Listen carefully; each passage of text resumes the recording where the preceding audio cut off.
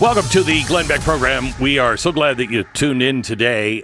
Tomorrow is Independence Day, and I would strongly urge you to read the Declaration of Independence and the Bill of Rights to your kids this weekend. Do it while you're sitting around in the yard or whatever, and they're going to roll their eyes, and they're going to go, "Dad, do it. Do it, do it, do it." I'm having a family reunion next week, and I'm forcing, because it's at my place, so I can force this on it. I can inflict it on my family. I'm doing, around the campfire every night, I'm doing one history story. And I'm going to tell them the true history of the patriots and villains of America and what we really stand for. And if they don't like it, tough. I'm old now. I can tell everybody, sit down, get off my lawn. So let me just do this, because I've always wanted to do it, because I just think, Stu, you would agree with me. This is a ratings bonanza. Let me read to you the Declaration of Independence. In Congress, July 4th, 1776, the unanimous declaration of the 13 United States of America.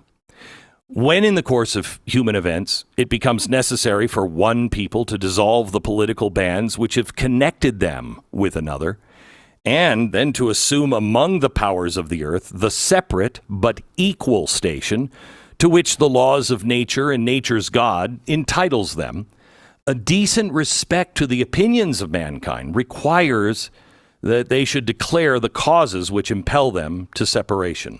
So in other words, we're got to break up.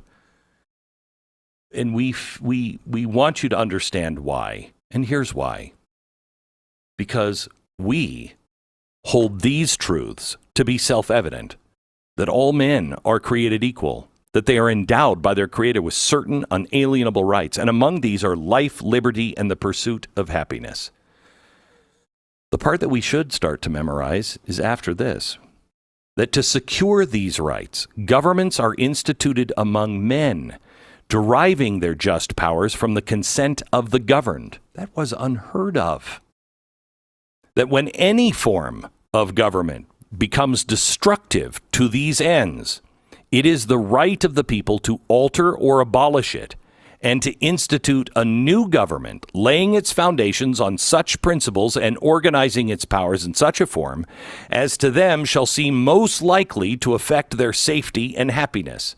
Thomas Jefferson really thought that it would only last maybe 20 or 30 years. And he thought there should be kind of a revolution every 30 years, every new generation. They have to fight for it themselves.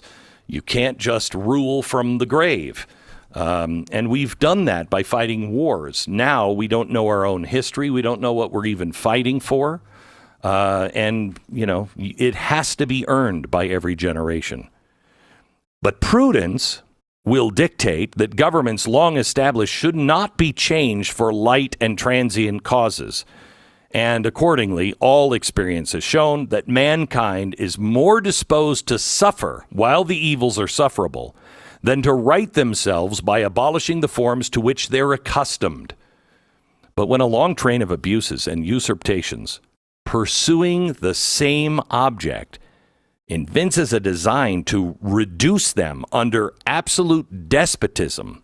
Got it? When there's a long train, you don't change it for little reasons, but when there's a long train and it shows abuse, abuse, abuse, and it all leads to one thing, despotism, totalitarianism, fascism, communism, then it is their right, it is their duty to throw off such a government and provide new guards for their future security. So you can't really throw this off and say, I want communism.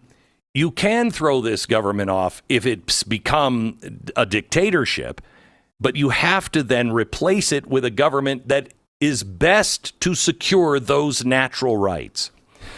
Such has been the patient sufferance of the colonies, and such it's now the necessity which constrains them to alter their former system of government. And the history of the present King of Great Britain is a history of repeated injuries, all having direct object the establishment of absolute tyranny over these states. And to prove this, we state these facts to a candid world. They go into a lot of things. These are called the usurpations, and I just want to touch on them just a little bit, but you should read them all because some of them are really very close to what is happening now. He's forbidden his governors to pass certain laws. He has closed down legislatures. He has forced judges to rule his way. In some areas, he's just said, nope, we're not arresting anybody. We're not trying anybody. Sound familiar? He is preventing immigration with some people, and he is promoting immigration and encouraging immigration from other people. He has suffered the administration of justice totally to cease in some of the colonies. He's made our judges dependent on his will. He's erected a multitude of new offices by a self-assumed power. That would be the deep state.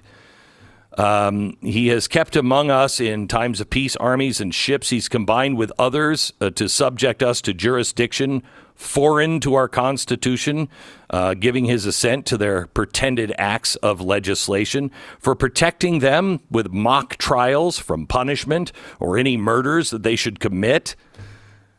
So in other words, there's no equal justice. There's justice for some and not justice for others. And then this is in the first draft because this had to be voted on.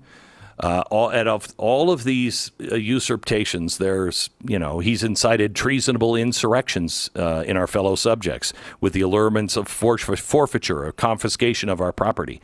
I mean, hasn't that happened with BLM in a way, really? And then he gets down to this, and this is in Thomas Jefferson's own handwriting. He has waged cruel war against human nature itself, violating its most sacred rights of life and liberty in the persons of a distant people who never offended him, captivating and carrying them into slavery in another hemisphere, or to incur miserable death in their transportation. This piratical warfare, the opprobrium of infidel powers, is the warfare of the Christian king of Great Britain. He's determined to keep an open market where capitalized men should be bought and sold. He has prostituted his negative for suppressing every legislative attempt to prohibit or restrain this commerce, and that this assemblage of horrors might want no fact of distinguished dye. He is now exciting those slaves, those very people, to rise in arms against us and to purchase their liberty, of which he has deprived them, and murdering the people on which he also obtruded them, thus paying off former crimes committed against the liberties of one people with crimes in which he urges them to commit against the lives of others. There were only 2 colonies that voted against that. That's why it's not in the final. It was South Carolina, where the Civil War started, and Georgia. In every state of these oppressions, we have petitioned for redress in the most humble terms, and our repeated petitions have been answered by repeated injury. A prince whose character is thus marked by every act which may define a tyrant is unfit to be the ruler of a people who mean to be free. Future ages will scarce believe that the hardiness of one man adventured within the short compass of 12 years only on so many acts of tyranny without a mask over a people fostered and fixed in the principles of liberty. In every stage of these oppressions, we have petitioned. Nor have we been wanting in attentions to our British brethren. We have warned them from time to time of attempts by their legislature to extend an unwarrantable jurisdiction over us. We have reminded them of the circumstances of our immigration and settlement here. We've appealed to their native justice. We have conjured them by the ties of our common kindred to disavow these usurpations, which would inevitably interrupt our connections and correspondence. But they have been deaf to the voice of justice. We must therefore acquiesce in the necessity which denounces our separation and hold them as we hold the rest of mankind, enemies in war, in peace, friends. We, therefore, the representatives of the United States of America in General Congress assembled, appealing to the supreme judge of the world for the rectitude of our intentions, do, in the name and by the authority of the good people of these colonies, solemnly publish and declare that these united colonies, and of right, ought to be free and independent states, that they are absolved from all allegiance to the British Crown, and that all political connection between them and the state of Great Britain is and ought to be totally dissolved, and that as free and independent states they have the full power to levy war, conclude peace, contract alliances, establish commerce, and to do all other acts and things which independent states may have a right to do. And for the support of this declaration with a firm reliance on the protection of divine providence, we mutually pledge to each other our lives, our fortunes, and our sacred honor. Final thoughts before Independence Day. Next. So I want to go over last thoughts for the Independence weekend. There's a couple of things they say, that we're a democracy and that we're not God-centered. Well, in the Declaration of Independence, we are all created equal, so that infers a God. It then mentions nature's God, and then waging a war against human nature is the work of the Christian king, meaning you're not Christian. We know what Christians are. You're not Christian. We humbly do the right things because we answer to mankind and to the supreme judge, another reference to God, and with firm reliance on divine providence. So we were God people from the very beginning. And all of the great changes came because of God.